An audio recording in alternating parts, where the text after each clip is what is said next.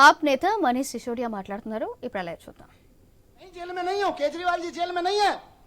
आप भी नरक में रहने को मजबूर हैं इसी तानाशाही की वजह से, क्योंकि आपके घर के सामने का सीवर फ्लो हो रहा है, 1.5 साल से पेमेंट नहीं हुआ जल बोर्ड का। ये तानाशाही नहीं है तो और क्या है? आज पूरे देश में मैंने कहा विचलित करती थी मुझको इस खबरें। हर रोज कहीं ना कहीं सुप्रीम कोर्ट भी डांट लगा रहा है, उसके बावजूद जनता अपनी सरकार चुनती है। कहीं के राज्यपाल को, कहीं के उपराज्यपाल को कह के जनता की चुनी हुई सरकार के कानून कैंसिल करवा देते हैं। कई कई महीने तक कानून, कई कई साल तक कानून पड़े रहते हैं, उनकी पॉलिसी नहीं पास होने देते। ये तानाशाही नहीं है तो और क्या है? नुकसान किसको हो रहा है?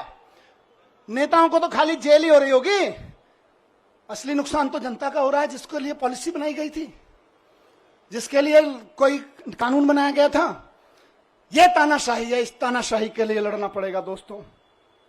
और आखिरी बात जो मैं अभी, क्योंकि विचलित करनी है कई सारी चीजें, मैं अभी 2-3 दिन पहले टीवी देख रहा था, और उससे पहले भी देख रहा था टीवी में। 1 साल से टीवी देखा, न्यूज पे और क्या सहारा था, आपकी खबरें, आपकी शक्लें देखने को मिल जाती थी।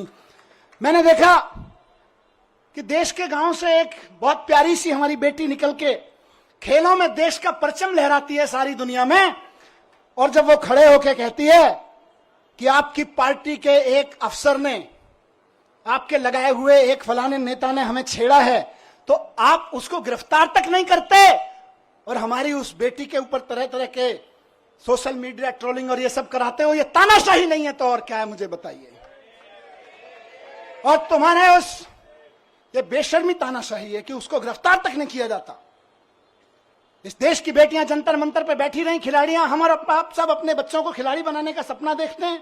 बेटियों को कहते हैं जा बेटी उछाल, लगा छलांग और छा जाए फलक पे, और उसको कोई बैठ के वहां पे, इनका चमचा बैठ के उसको छेड़े तो हमें सहन होगा। लेकिन ये तानाशाही है कि उसको गिरफ्तार तक नहीं करते हो तुम। यही तानाशाही है दोस्तों। और उस तानाशाही का चरम स्वरूप हमने देखा कि अब उस बेटी के साथ क्या किया गया। मैं बहुत ज्यादा नहीं कहूंगा उस बारे में, लेकिन सबको पता है किसने किया और क्या किया।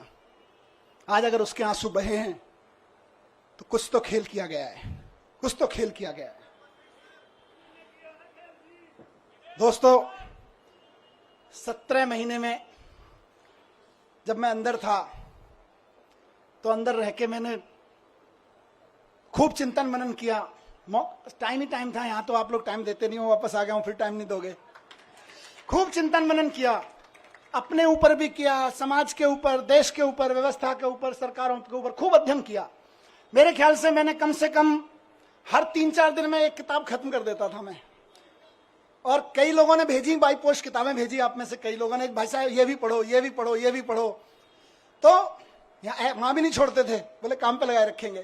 तो करीब करीब मैं समझता हूं 300 की किताबें मैंने पढ़ी वहां पे। हर 2-3 दिन में एक किताब खत्म हो जाती थी। पर सबसे पहले आपको ध्यान होगा, मैं गीता लेके गया था। और गीता लेके गया था तो मेरे दिमाग में ना प्रश्न थे कि यार भगवान, मैं तो स्कूल ही तो बनवा रहा था, मेरे को जेल क्यों भेज दिया?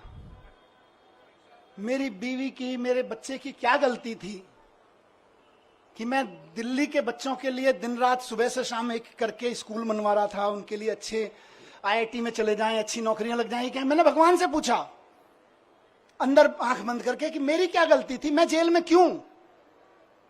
तो भगवान ने कहा गीता पढ़, पता चल जाएगा। अंदर से आवाज आई और मैंने गीता पढ़ी और मुझे जवाब मिल गया।